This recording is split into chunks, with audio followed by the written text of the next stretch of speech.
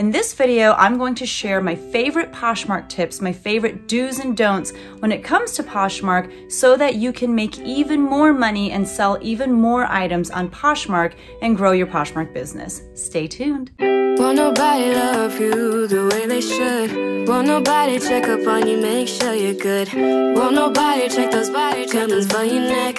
Hi everyone, my name is Becky Park and I am a part-time reseller. And when I started my reselling journey about 3 years ago, I actually started on the reselling platform Poshmark. I found it to be super easy, super user-friendly, and I started off by selling items out of my own closet, out of my husband's closet, and out of my kids' closets. After I started selling through that stuff pretty quickly, I learned that there was a whole community of people who were selling things on Poshmark as a way to make a really good side income. You know, it was a great side hustle for them. And I learned that there were even people who were making a full-time income selling clothing on Poshmark. And now that I've been doing it for a little over 3 years, now that I have made thousands upon thousands of dollars of profit from selling on Poshmark, I thought I would share some of my best Poshmark tips with you when it comes to selling on Poshmark. So like I said, we're going to do them in the form of do's and don'ts. If you enjoy these kinds of tips and tricks videos, especially when it comes to Poshmark or a variety of other reselling platforms, if you enjoy what sold videos, if you enjoy seeing what kinds of items I picked up at thrift stores and consignment stores to sell on reselling platforms like Poshmark, definitely make sure that you hit that subscribe button because I do upload at least 2 videos a week surrounding this topic. And if you're excited to learn these tips, then hit that like button. My first do is to stock your Poshmark closet with trendy items and with brands that are really popular right now if you want a quick flip, if you want those items to sell quickly for you. If you don't really know what's on trend, if you don't know what brands are hot right now, I suggest looking at the items that have sold recently on Poshmark. You can just go right onto the app and filter by items that have recently sold, and you can start paying attention to which brands pop up frequently. Poshmark will also release a list of the most popular brands from time to time on their blog, so that's a great place to go as well. I would also try reading, fashion magazines like InStyle, Vogue, Elle, and seeing what kinds of brands pop up often there. I would follow fashion bloggers on Instagram and other fashion accounts and just kind of paying attention to what celebrities are wearing because those are brands that are hot. And finally, watch some what sold videos on YouTube from different reselling YouTube content creators because they'll share with you what brands are selling for them. And the more of those kinds of videos you watch, the more, like I said, you'll start hearing the same brand names over and over again, and you'll be able to hear which brands sell for the most. Like I said, I do a what sold video every week, and a lot of my favorite YouTubers out there do the same. So that's another great resource when it comes to learning what kinds of brands and trends are selling quickly right now. On the flip side, my first don't would be don't list things that are out of season, not trendy anymore, and brands that, don't retail for a good amount. At the end of the day, you can list whatever you want on Poshmark, right? But I'm talking about if you want to see some quick flips and if you want to actually make some good money. So if you have that Banana Republic piece at home that you used to wear 15 years ago and it's got a few holes in it and a stain from the last time you ate spaghetti, personally, I don't think it's worth listing. Might someone come along and purchase it at some point in your life? Maybe, but it probably isn't going to be worth the amount that you sell it for, and it's probably going to take a while for that item to sell. If you have items that are just not very trendy, if you have items that you purchased at Walmart or Target years ago, or, more mature brands, perhaps you would actually make more money, selling those items at a garage sale or taking them to a local consignment store, but chances are not very many people are going to be interested in that item if you list it on Poshmark. My second tip, and this also has to do with listing, is to try to list as frequently as possible. So what I mean by that is, let's say you Marie Kondo your entire closet. Hello, I'm Maria Kondo. And you find 50 items that you no longer wear. They're still kind of trendy, they're still made by great brands, but you just don't really wear them. What I would advise is, rather than listing those 50 items all in one day and tuckering yourself out and being like, oh my God, this is so hard, I would personally take those 50 items and maybe list, 2 to 5 items a day until you run out. And the reason for that is because Poshmark does like to see consistency from its sellers when it comes to listing. And and it shows active engagement and activity on their app. If you are on there,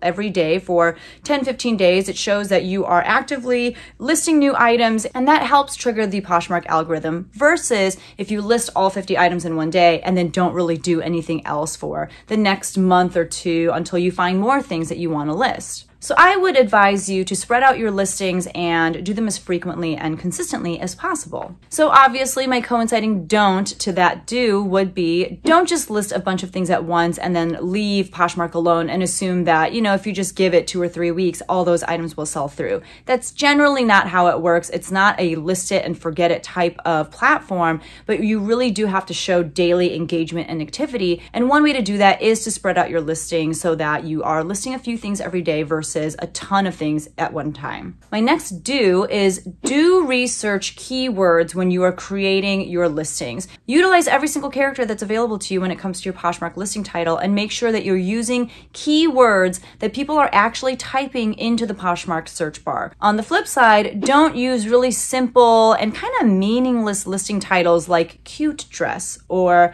pants too small for me. Like, no one is searching for pants too small for me in the Poshmark search bar. Instead, let's say you're selling, this literally sold for me, so I'm just going to show you these. I have to ship these out. These are a pair of American Girl doll penguin slippers. So I would write American Girl penguin plush slip-on house shoes slippers.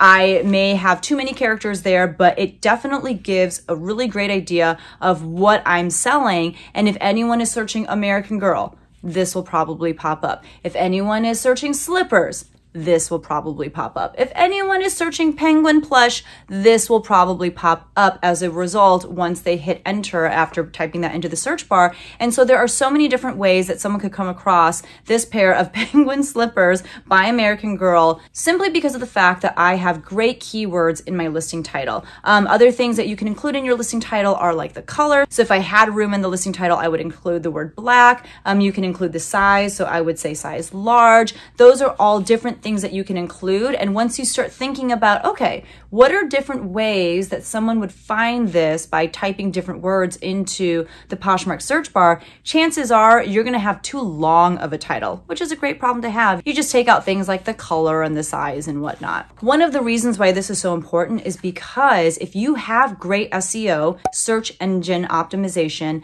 then one thing that can happen is guest buyers can find your listing, not even because they're on Poshmark, but because they're just searching for something in particular in Google, and they may see your item, your penguin slippers from American Girl, pop up as a search result. And even though it's a Poshmark listing, they can actually make the purchase through Google as a guest buyer. I have had many full price sales because of the fact that people found my Poshmark listings through Google. They didn't even sign up for a Poshmark account, but they just paid me outright for the price that I asked for that particular item. And the reason for it was because I had great keywords in my listing title and in my description. Don't skimp out on the description section either. And because I had great pictures. Which takes us to my next tip, which is do take the best pictures that you can. They don't need to be professional grade. You don't need to go out and buy a camera or anything like that. Just your phone will suffice. But you want to have a nice clean background. You want to show the item in its best light, and you want to show,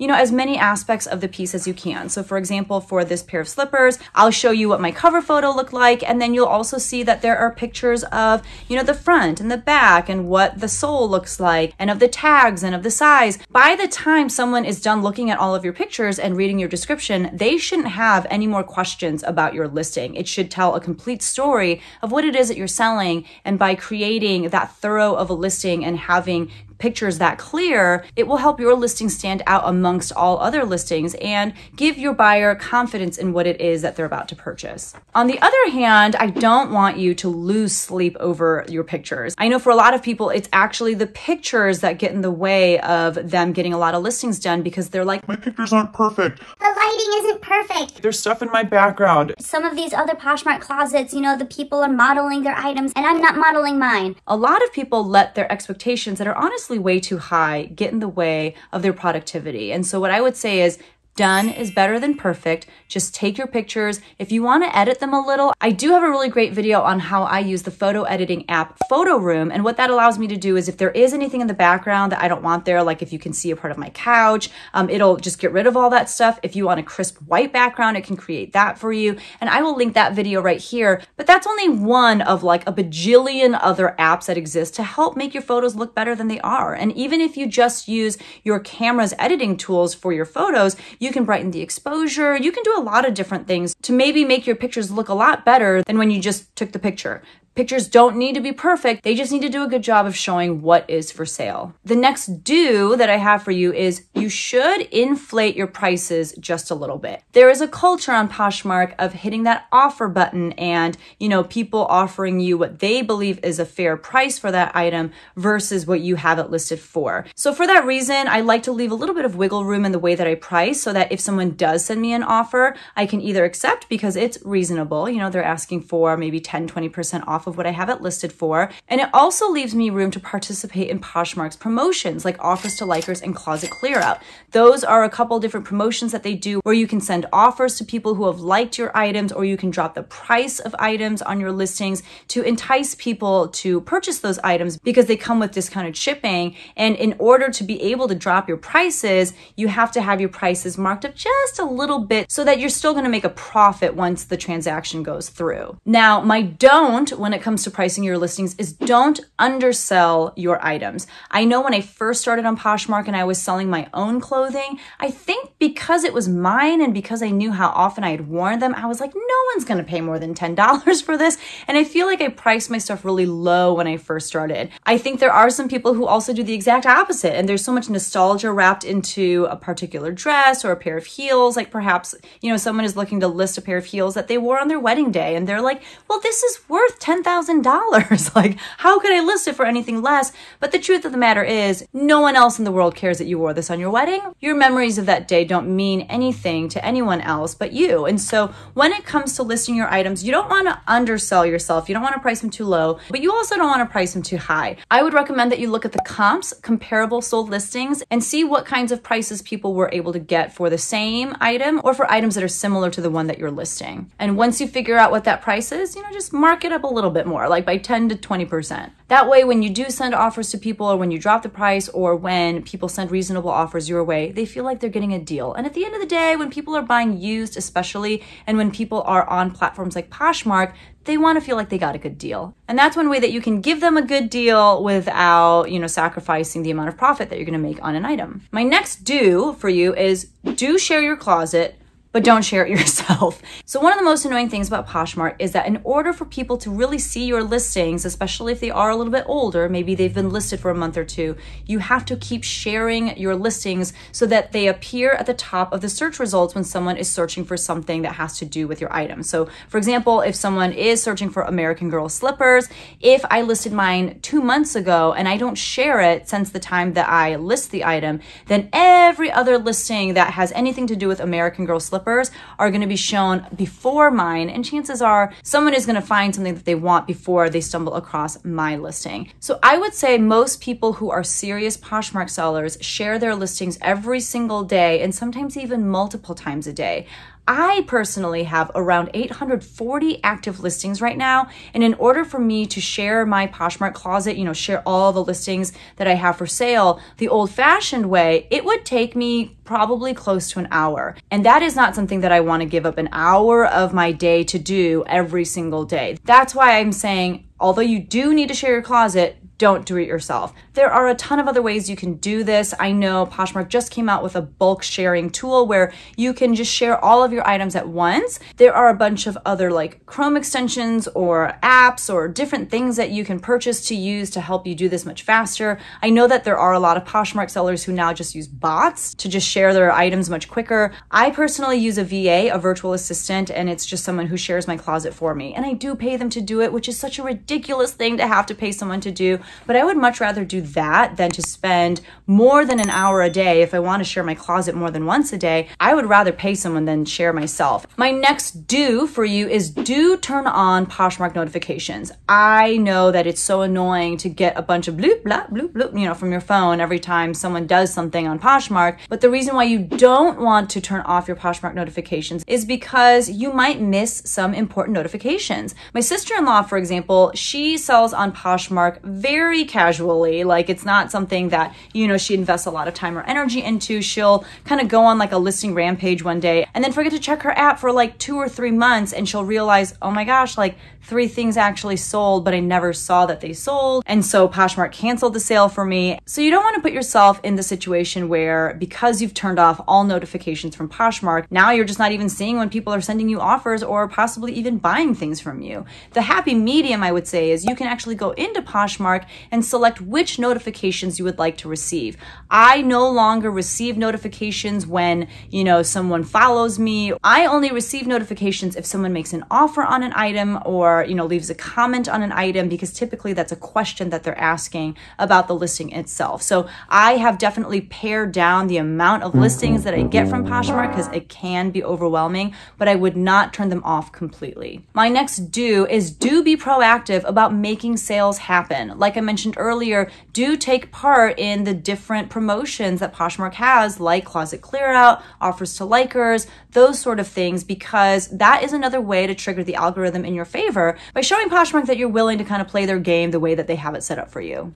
One example of how I do this is if I see that someone has come into my closet and they've liked a couple items, rather than sending them offers on each individual item, I will actually create a bundle for them of the items that they have liked, and I will send them a personalized message saying, hey, I saw that you liked a couple items, so I'm going to go ahead and send you an offer with a discount. I think because of the fact that I've reached out to them and actually messaged them a personal message, that coupled with hopefully what they perceive to be a really great deal with discounted shipping, sometimes that results in a sale. I actually just got a notification probably an hour ago that I made a sale exactly that way. Someone had liked a girl Zara skirt and a pair of women's shoes, and so I put them in a bundle, sent her a personalized message with an offer and discounted shipping, and she accepted. So that's one way that you can be proactive about making sales happen. And if you want to learn more about how to utilize bundles within Poshmark, I will link that video right here. But I do think that it works in your favor to be proactive when it comes to making sales happen.